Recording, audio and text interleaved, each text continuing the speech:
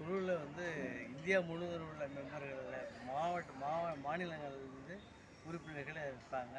இப்போது இந்தியாவில் 16 பேர் இந்த ரெட் கிராஸ் சொசைட்டியினுடைய இந்தியா டீம் மெம்பராக இருக்காங்க.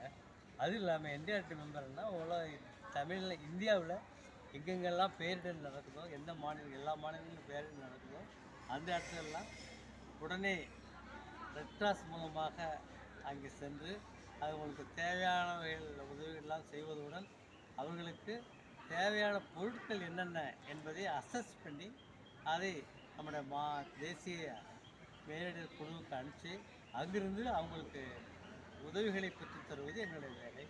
உதவிகளை பெற்றுத் தருவது மட்டுமல்லாமல் நாங்களே நேரடியாக சென்று உதவிகளை செய்வதும், உதவிகளை அவர்களுக்கு அளிப்பதும், அவர்களுக்கு தேவையான இட வசதிகளை செய்து கொடுப்பதும், உணவு வசதிகளை செய்து கொடுப்பதும் ரெட் கிராஸினுடைய தலையாய கடமையாக இந்த என்டிஆர்டி இன்று செயல்பட்டு கொண்டிருக்கிறது.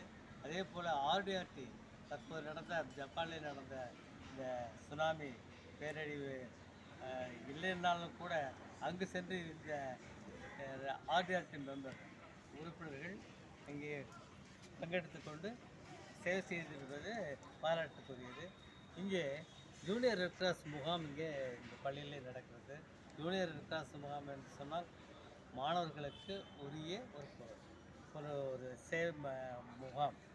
இந்த சேவை முகாம் என்பது பள்ளியில் உள்ள ஜேஆர்சி உறுப்பினர்களை கொண்டும் அங்கு உள்ள கவுன்சிலருடைய உதவியை கொண்டும் இந்த இயக்கமானது செயல்பட்டு ஒவ்வொரு பள்ளியிலும் செயல்பட்டு ஒவ்வொரு பள்ளிகளிலும் இருக்கக்கூடிய இந்த ஜேஆர்சியில் தேர்ந்தெடுக்கப்பட்ட மாணவர்கள் இந்த முகாமிற்கு வந்திருக்கிறார்கள். இந்த முகாமில் 3 நாள் தங்கி அவர்கள் தங்களுடைய பொறுப்புகளை கற்றுக்கொள்ள வந்திருக்கிறார்கள். அதற்கு தகுந்தாற்போன்ற எல்லா விதமான வசதிகளும் செய்தரப்பட்டுள்ளது.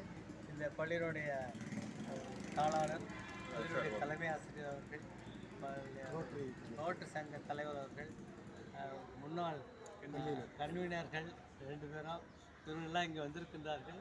அவர்களெல்லாம் இந்த முகாமை சிறப்பு செய்து இந்த முகாம் 3 நாள் நன்றாக நடப்பதற்கு எங்களுடைய ஆசிரியர் வழங்குகின்றோம். நன்றி.